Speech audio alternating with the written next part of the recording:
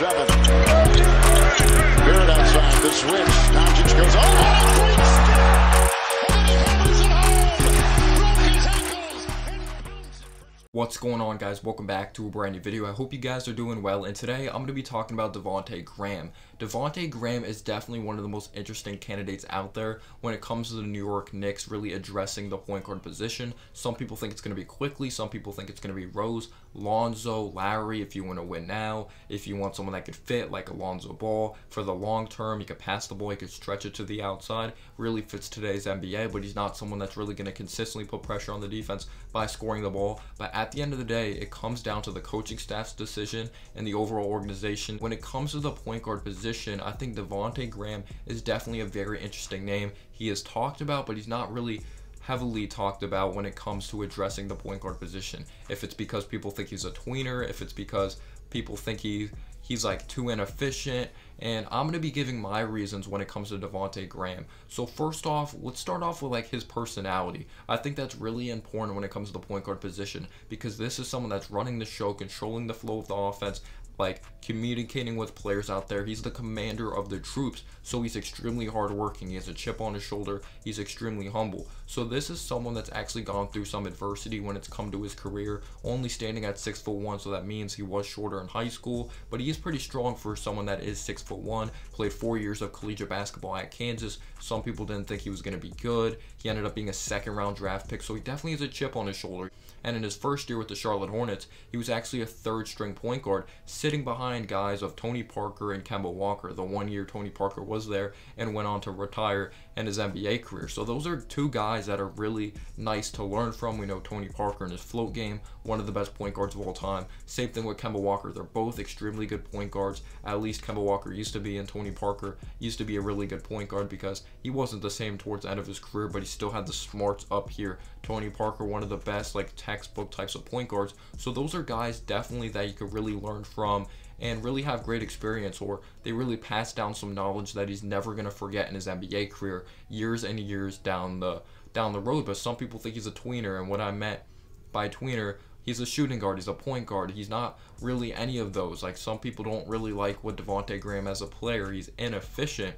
So we're really going to be starting off when it comes to his offense. His offense is definitely one of the most interesting parts of his game because he is inconsistent. And when I mean inconsistent, like sometimes he doesn't know who he is as a player. And I'm going to give an example here. One of the reasons he is inefficient, it's not because of his three-point shooting. It's not. He has shot 36% from downtown throughout his career, which is not bad. That actually is at league average. Sometimes when he probes around, or sometimes when he dribble penetrates, he doesn't really have a plan, or he doesn't have an idea of what he's doing when he's penetrating. It seems like I'm just going to penetrate, and then he doesn't have like plan B if the shot isn't there, if the floater isn't there. And not like he turns over the ball like crazy, but sometimes because he's shorter, it seems like he's kind of scared to finish in the paint in a way. So he does throw up like an awkward layup, or sometimes he throws up like an off-balance jumper, or an off-balance like floater, just like off two legs, and it's really weird. So due to shot selection and not really knowing what to do when it comes to maneuvering in the paint and probing around, like,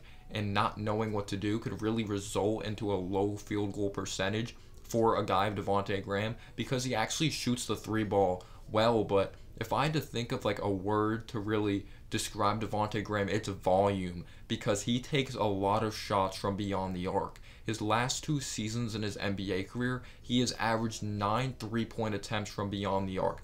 That is a lot of freaking threes. That's pretty impressive though, to shoot 9 3-pointers in a game. I don't think people realize how hard it is to attempt 9 threes if it's coming off the screens, just off the dribble, because he could do it coming off the screens. He could do it like moving without the basketball, but he could also do it with the ball in his hands. He's a solid handle. He has a nice step back in his arsenal. He's a pretty quick first step. So then he fakes with his quick first step and has that nice step back in his arsenal, but he has an extremely quick release. And what you'll learn about Devonte Graham, there's no such thing as a shot he doesn't like. If someone goes under, he's definitely shooting it, even if it's contested. So this is the thing when it comes to Devonte Graham. Coming off the pick and roll, he can make basic reads. He's not like Alonzo. The ball doesn't pop out of his hands. Obviously, he's not Magic Johnson. He's a fundamental passer. He can make the basic reads. He only averages 1 turnover per game. He knows his comfort zone when it comes to passing the ball. And when he does penetrate, dribble penetrate in the necessary, like the right way, and he doesn't panic, or like he has a plan of going to the basket. He's good at dribble penetrating and kicking it out and making the basic reads.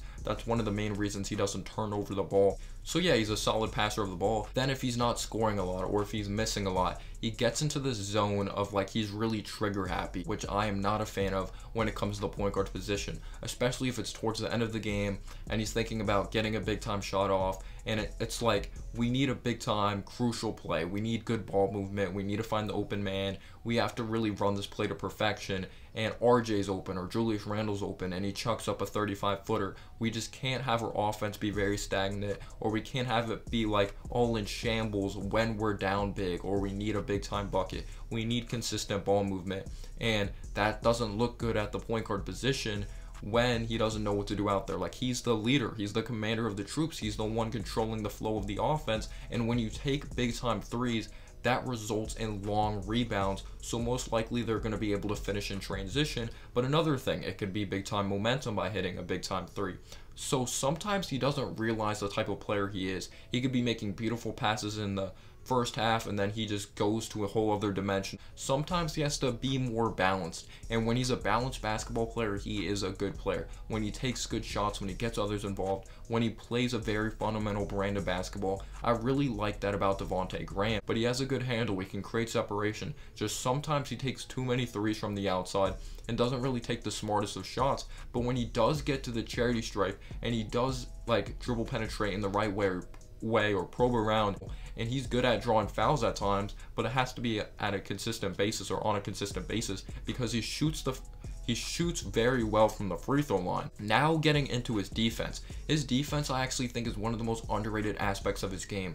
A lot of people think he's not a good defensive player just because he's 6'1", but he has some strength to him. He's almost 200 pounds. He's actually pretty solid at shutting people off of not getting to their key spots out there in the court. They're really their comfort zones, but if someone posts them up, it's definitely different. But when he's going up maybe against a 6'3" guard, I think that's actually really suits him well. But if he's going up against Alonzo, that's definitely going to hurt him because Alonzo could look right over him, he could shoot right over him. Or if you take a look at a Ben Simmons, someone like if he's really locked in, he could drive on him, he could post him up. So that definitely is a weakness. But if you did not know, when it comes to the Charlotte Hornets and Devonte Graham, the Hornets were actually a better defensive team with a guy of Devonte Graham out there. He's actually pretty scrappy and he plays extremely hard on that end of the floor for someone who was only 6'1". So I have a lot of respect for Devonte Graham when it comes to defense. But the things I like about Devonte Graham, he shoots the three ball well, he doesn't turn the ball over, he distributes the basketball when locked in, and he knows his identity as a basketball player. But do I like sometimes that he doesn't have a plan when he dribble penetrates? No. Do I like his shot selection at times? No. I don't like at times how he plays this hero ball brand of basketball. It works when he's locked in, but when you need good like fundamental basketball possessions of really moving the ball, I don't necessarily like that. For example, if Julius Randle's on fire and Devonte Graham just chucks up a 35-footer and just ruins the momentum of the game, and the other opposing team really builds this type of momentum and they end up taking a lead and they end up coming back because we're not playing a good brand of basketball, because we're not getting good shots. I'm not necessarily a big-time fan of that. But now let's get into Devonte Graham's stats for the season. He averaged 14.8 points per game. He shot very well from the free throw line, shooting 84%. I would like to see him get to the free throw line more, only getting there 3 times a game in 30 minutes. He shot 37% from the field, just not the best of shot selection, like at all. Sometimes he could play hero ball and take unnecessary shots. But the thing that I was really impressed with is only 1 turnover, really upgrading when it came to not having that many turnovers, really decreasing those from 3 turnovers per game last season, and being disciplined on defense, only averaging 1 foul per game. But I would definitely like to see him get to the charity stripe more. I think that is something he would really have to work on, but he's not the most efficient, like I said, 37%, but he did a solid job of distributing the basketball. 5 assists per game. Yes, his points did go down from 18 points per game to 14 points per game, but now that they had that big-time ball handler of LaMelo Ball, that was going to go down because LaMelo Ball is now their answer at the point guard position. But let me know down below your thoughts and analysis. Thank you guys so much for watching, and as always, guys, have a humble day or night. Peace out, yo.